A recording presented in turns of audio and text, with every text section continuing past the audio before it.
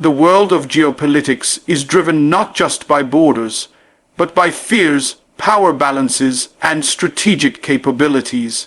One of the most significant points of concern for global powers today is the presence of nuclear weapons in the hands of nations that are not aligned with Western interests or that resist the influence of dominant world powers. Among such nations, Pakistan stands out as the only Muslim majority country with nuclear capability. This fact alone puts it in the crosshairs of global attention, scrutiny, and suspicion. When discussing why Israel might perceive Pakistan as a threat or target it indirectly, one must look deeper into the layers of geopolitical fear rooted in this nuclear capability. Pakistan's nuclear weapons program, though defensive in nature according to its official doctrine, is seen as a strategic deterrent, especially in the South Asian context. However, its significance transcends its immediate region. For countries like Israel, which exist in a state of high alert due to surrounding geopolitical tensions, the idea of a powerful Muslim nation equipped with nuclear arms is unsettling.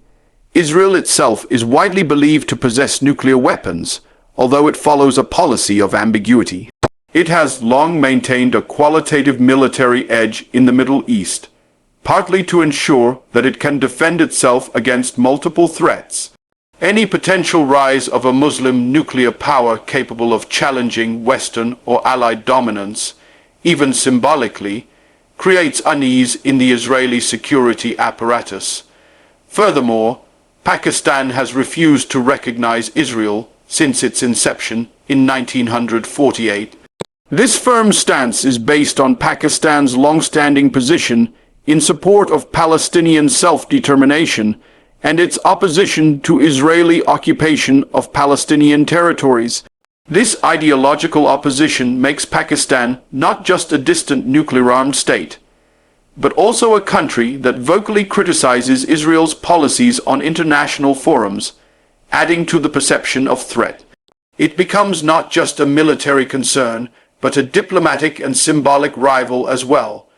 What intensifies Israel's geopolitical concern is the unpredictability of the region and the alliances that Pakistan maintains or could potentially foster. Pakistan's close relationship with China, its warming ties with Russia, and its influence within the Organization of Islamic Cooperation, OIC, offer it a wide reach in global diplomacy. The possibility of Pakistan becoming a unifying force among Muslim nations, or of its nuclear capability becoming a source of collective security perception among those nations, presents a scenario that Israel and its allies might find deeply troubling.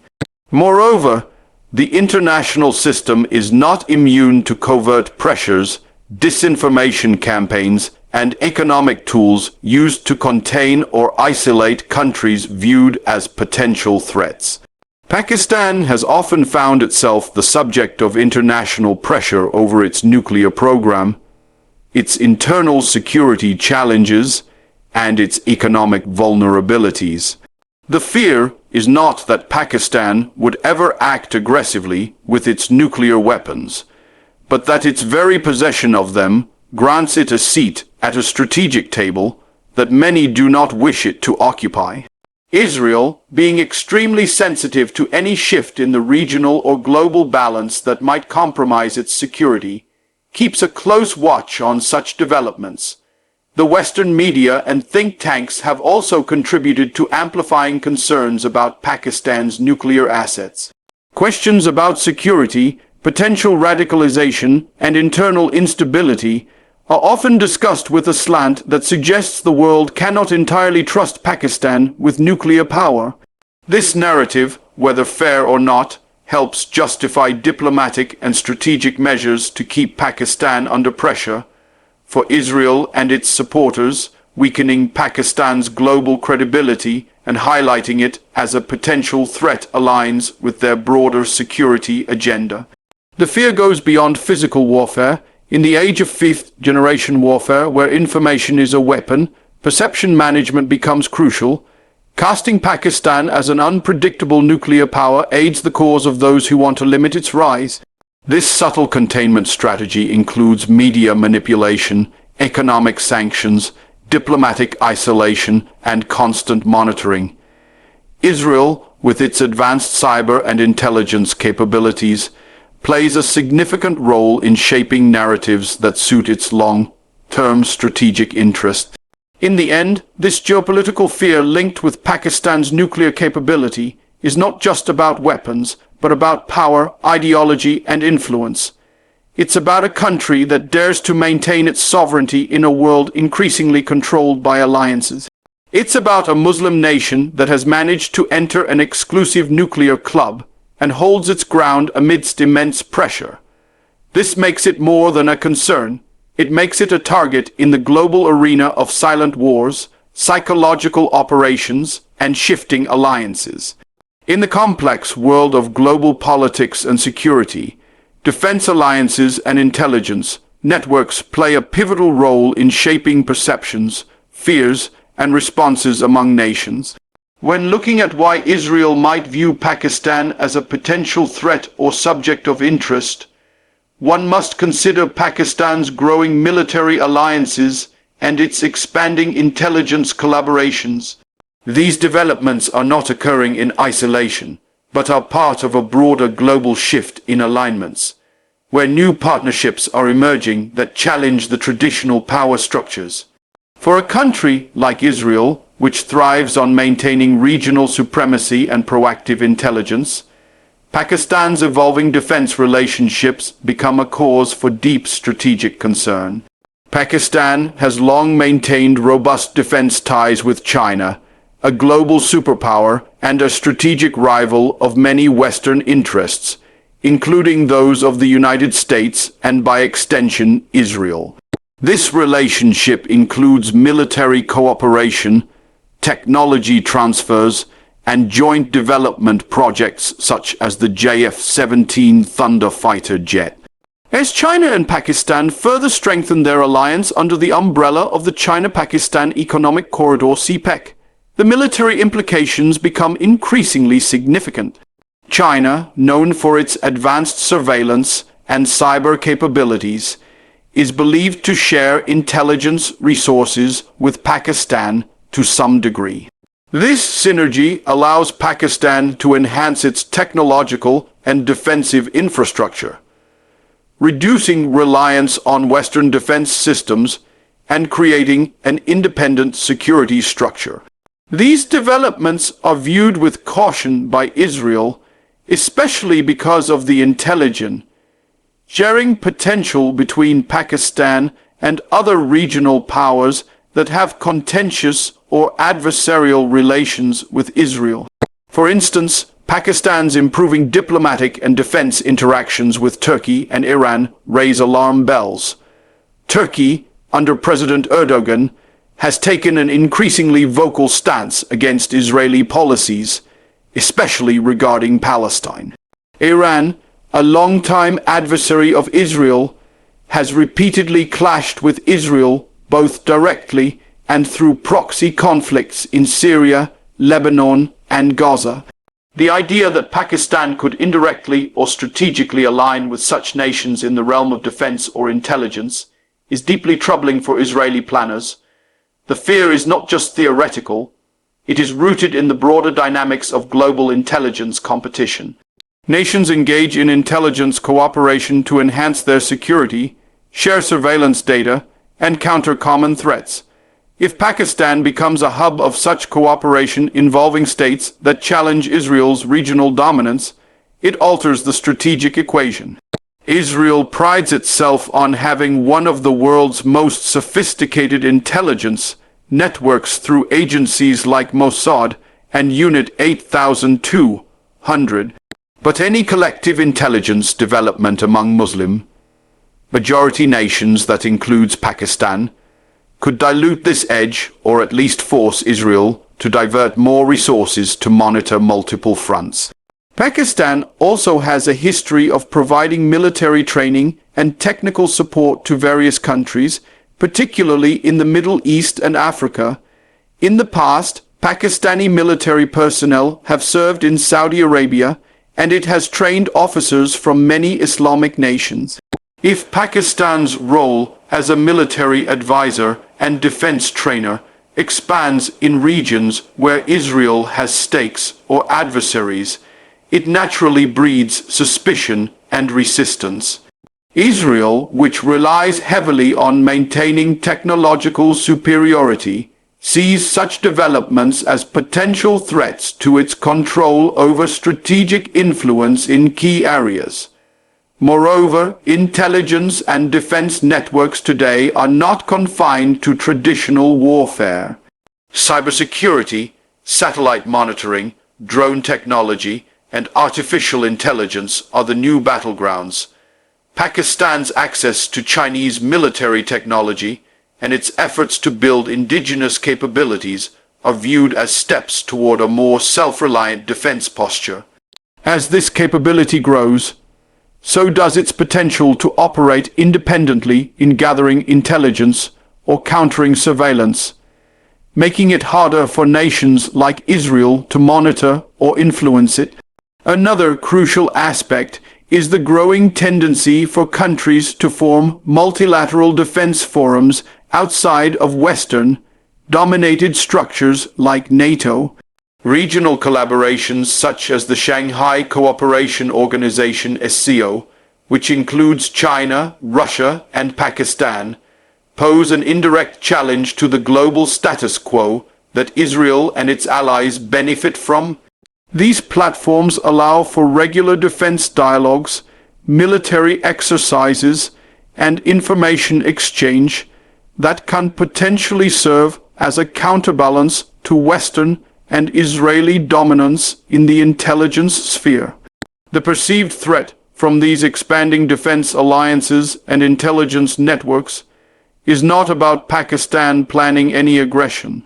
Rather, it's about a shifting global balance where traditional power centers are being challenged, and countries like Pakistan are carving out independent roles with influential partners. For Israel, which seeks to neutralize emerging threats before they materialize, such developments warrant constant observation and, where possible, disruption. In essence, Pakistan's growing defense collaborations and intelligence partnerships do not exist in a vacuum. They are part of a broader recalibration of global power, one that could eventually limit Israel's strategic flexibility. And for a nation built on the principle of proactive defense, such a trend is enough to turn attention, resources, and perhaps even covert strategy toward neutralizing what is seen as a rising threat on the horizon. Pakistan's unwavering support for Palestine is one of the central pillars of its foreign policy and has been a defining element of its international identity since the country's inception. This support is not limited to symbolic gestures or statements at international forums. It is deeply rooted in ideological, religious, humanitarian, and strategic factors. For decades, Pakistan has maintained a firm position of not recognizing Israel until a just and lasting solution is found for the Palestinian people. This stance, while praised by many in the Muslim world, places Pakistan in direct opposition to Israel and its efforts to legitimize its actions on the global stage. In today's world, where narrative and perception are as powerful as weapons, Pakistan's persistent advocacy for Palestinian rights is viewed by Israel as a strategic challenge. In the modern era, global influence is shaped not just through military strength, but also through the ability to shape discourse, sway public opinion, and dominate international narratives. Israel has spent decades investing in public relations, diplomacy, media influence, and cultural outreach to justify its actions in occupied Palestinian territories. It portrays itself as a nation under constant threat, defending its people from terrorism and hostility.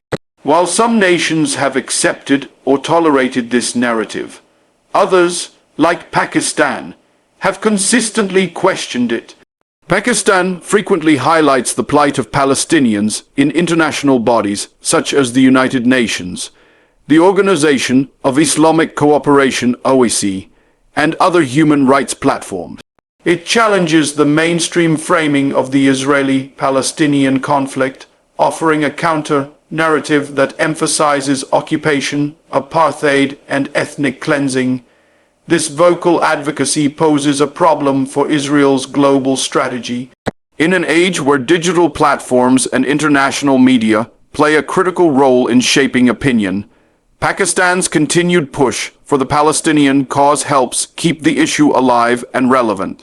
It prevents the normalization of Israeli policies in the region and adds to the resistance against normalization agreements between Israel and Muslim countries. In this sense, Pakistan becomes more than just a critic. It becomes a moral and ideological roadblock to Israel's broader geopolitical ambitions, especially in the Muslim world. Furthermore, Pakistan's support for Palestine resonates with millions of Muslims globally.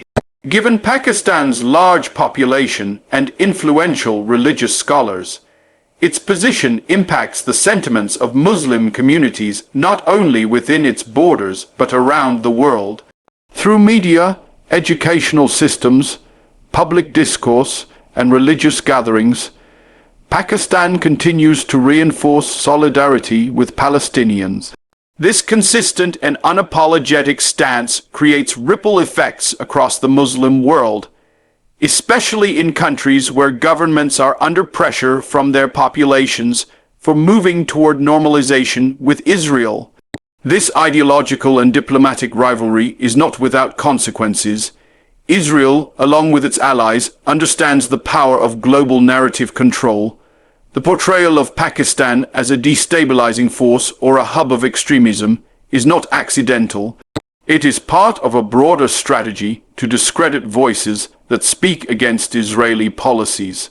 By undermining Pakistan's credibility on the international stage, Israel and its supporters attempt to weaken the impact of its pro-Palestinian stance.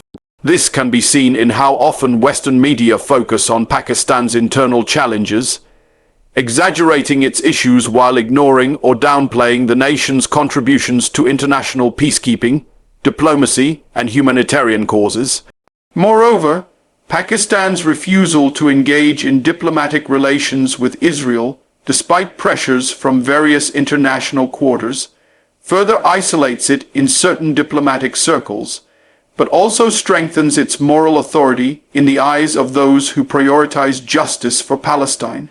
While several Muslim countries have entered into normalization deals with Israel, Pakistan's position remains unchanged, reflecting a long-term commitment to principles rather than shifting with geopolitical tides. This consistency is both respected and resented. Respected by those who admire integrity, and resented by those who see it as an obstacle to the reconfiguration of Middle Eastern alliances.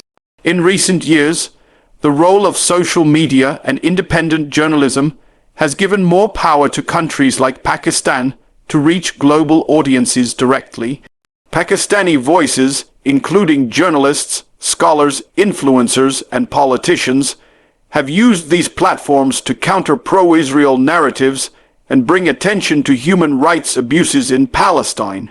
This digital resistance adds another layer to the friction between the two states, as Israel's efforts to silence criticism face stiff opposition from nations that refuse to normalize injustice. Ultimately, Pakistan's support for Palestine is not just a foreign policy position. It is an expression of its national ethos, its solidarity with oppressed peoples, and its commitment to international justice.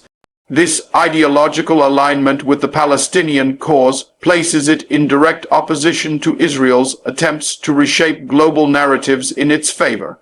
In a world increasingly divided between those who pursue justice and those who prioritize strategic gains, Pakistan's unyielding stance on Palestine makes it a formidable voice of resistance and consequently a target of strategic concern for Israel. In the age of information warfare, traditional battlefields have been replaced by digital landscapes where data, surveillance, and misinformation act as powerful tools of influence and control. One of the most concerning developments in global geopolitics today is the rise of cyber surveillance and disinformation campaigns, particularly when directed at strategically significant nations like Pakistan. Within this context, the possibility of Israel engaging in or supporting cyber strategies against Pakistan cannot be ignored. As a nation known for its advanced cyber capabilities and intelligence networks, Israel's interest in Pakistan extends beyond ideological or military competition. It enters the realm of information dominance and psychological operations aimed at weakening internal stability and international credibility. Cyber warfare is no longer just about hacking government systems or stealing classified data. It includes the strategic planting of narratives, the manipulation of public opinion, and the psychological conditioning of a population. Israel, through its renowned cyber units such as Unit 8200, has become a global leader in intelligence gathering, surveillance technologies, and cyber infiltration. These tools are not only used to secure Israeli interests, but also to monitor, influence, and even destabilize regions that are seen as threats. Pakistan, with its nuclear capability, its vocal support for Palestine, and its refusal to recognize Israel, naturally falls into the category of strategic adversaries from an Israeli standpoint. One of the key aspects of cyber surveillance is the ability to monitor the communications, movements, and planning of foreign governments, military institutions, and even public figures. Pakistan's military, intelligence agencies, and civilian leadership have often been the focus of global surveillance, with advanced spyware such as Pegasus, which has been linked to Israeli companies and intelligence partnerships. There is evidence that political figures, journalists, activists, and even state officials in multiple countries have been targeted. The potential for Pakistan's leadership or intelligence infrastructure to be infiltrated through such tools poses a serious threat to national sovereignty and security. Alongside surveillance, the dissemination of false information, disinformation campaigns, has emerged as an equally dangerous method of cyber warfare. These campaigns aim to create confusion, mistrust, and instability by flooding digital platforms with fake news, forged documents, misleading videos, and doctored images. Often, these narratives are planted in a subtle manner through apparently neutral or local media outlets, online influencers, or social media bots, making them appear credible to the average person. In Pakistan's case, disinformation campaigns frequently target its political system, religious sentiments, ethnic divisions, and military operations. The aim is not always to provoke immediate conflict, but to chip away at the nation's internal unity, create distrust between the people and their institutions, and paint a picture of instability to the outside world. Israel, with its global media connections and alliances in the West, is in a strong position to shape international narratives. When disinformation is paired with mainstream amplification, where think tanks, international news outlets, and analysts repeat and validate these planted stories, the result is a powerful propaganda engine. Pakistan has repeatedly raised concerns over organized disinformation networks being operated to tarnish its global image. One of the most well-documented examples was the EU Disinfo Lab report, which uncovered a vast network of fake NGO and media outlets working to spread false narratives against Pakistan, many of which had indirect links to pro-Israel and anti-Pakistan interests. Moreover, the digital battlefield has become a space where economic warfare is also conducted. By damaging Pakistan's image, especially concerning security and stability, these cyber campaigns can influence foreign investments, tourism, diplomatic relations, and global partnerships. Investors become cautious, international organizations reduce cooperation, and travel advisories are issued, all based on a perception crafted not necessarily by facts, but by manipulated information. This form of silent aggression is extremely effective because it does not leave physical destruction, yet it deeply wounds the nation's ability to grow, compete, and thrive on the global stage. The real danger lies in the long-term impact of these cyber and psychological tactics. Over time, constant exposure to negative portrayals, suspicion of leadership, and fear-driven narratives can lead to a fractured society where national cohesion is eroded. When citizens begin to question every piece of news, when institutions mistrust one another, and when leaders are constantly portrayed as corrupt or incompetent, the societal foundation weakens from within. This is the exact objective of cyber warfare: to defeat an enemy without ever firing a bullet. Pakistan, recognizing these threats, has taken steps to bolster its cyber defense infrastructure. However, the asymmetry in resources, technology, and global media influence remains a challenge. When facing adversaries with deep ties to powerful allies and access to the world's most advanced cyber tools, the task becomes even more daunting. Still, awareness is the first step toward resistance. Understanding that the war is no longer just at the borders, but also on our screens, our phones, and our thoughts, allows nations like Pakistan to build resilience, educate the public, and reclaim the narrative. In conclusion, cyber surveillance and disinformation campaigns are among the most dangerous tools of modern geopolitical warfare. For Israel, targeting a nation like Pakistan through these means allows for indirect influence, disruption, and strategic containment. It represents a battle of minds and perceptions, one where victory does not require invasion, only manipulation. In the complex landscape of international politics, strategies are often crafted not just to defeat enemies, but to weaken them from within by sowing seeds of division, distrust, and disunity. One such enduring strategy is divide and rule, an age-old tactic historically used by colonial empires and now adapted to modern geopolitical conflicts. When applied to the Muslim world, especially in the context of the Israel-Palestine conflict, the divide and rule strategy becomes a powerful tool to prevent unity among Muslim majority nations. Pakistan, as a country that has consistently upheld the cause of Muslim solidarity and resisted normalization with Israel, naturally becomes a target within this strategy. Its role as a potential unifying force in the Ummah global Muslim community is something that poses a challenge to those who benefit from division and fragmentation. The Muslim world, despite sharing religious identity and historical connections, remains fragmented due to political interests, sectarian divides, ethnic tensions, and foreign interference. This disunity has been carefully sustained and, in many cases, deliberately worsened through external manipulation.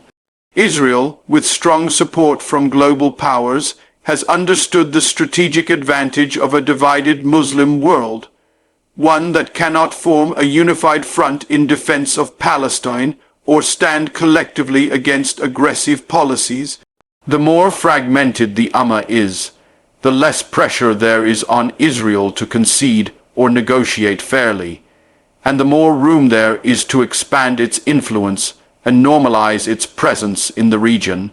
Pakistan's refusal to establish diplomatic relations with Israel and its vocal support for Palestine at international forums sets it apart from many other Muslim countries that have either silently accepted Israeli actions or formally normalized relations through recent deals.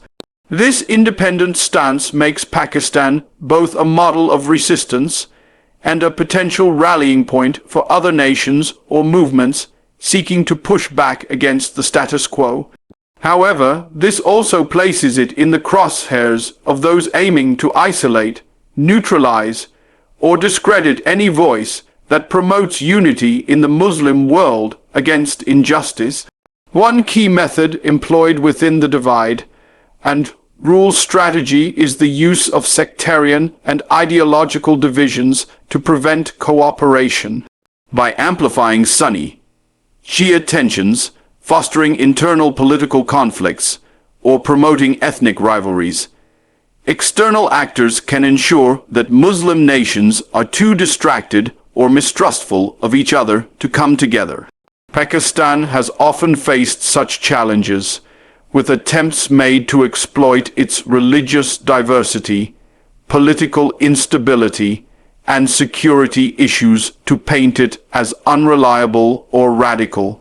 These divisions, whether real or manufactured, are used to weaken Pakistan's ability to influence the broader Muslim narrative or lead any regional movement. Another element of this strategy is the promotion of normalization with Israel among select Muslim countries, while simultaneously isolating those who refuse. By offering economic incentives, diplomatic support, and security cooperation, Israel and its allies have convinced several nations to shift their stance on Palestine in exchange for perceived national benefits. This creates an imbalance within the Ummah, where countries that maintain their ethical stance, like Pakistan, are portrayed as obstacles to progress or irrationally rigid.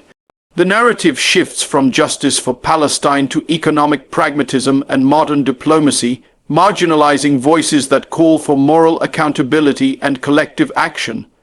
Pakistan's consistent stance, however, remains grounded in principles of justice, sovereignty, and religious duty.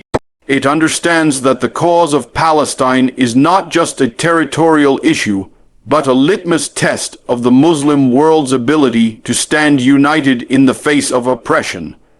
But this commitment makes it a threat to the success of the divide and rule strategy.